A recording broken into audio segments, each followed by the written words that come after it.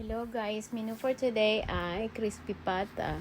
Ayan yung pata, nalinis ko na yan. Hiwaan ko na lang siya para maluto pati loob.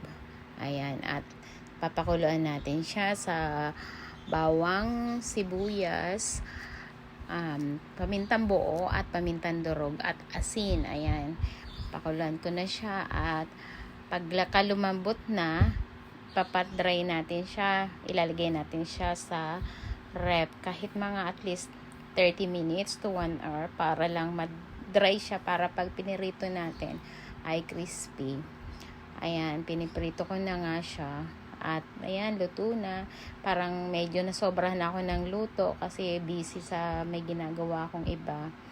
Pero masarap siya. Gagawa na lang tayo dyan ng masarap na sausawan kasi yun talaga magpapasarap sa ating crispy pata. Ayan yung aking sausawang nagawa.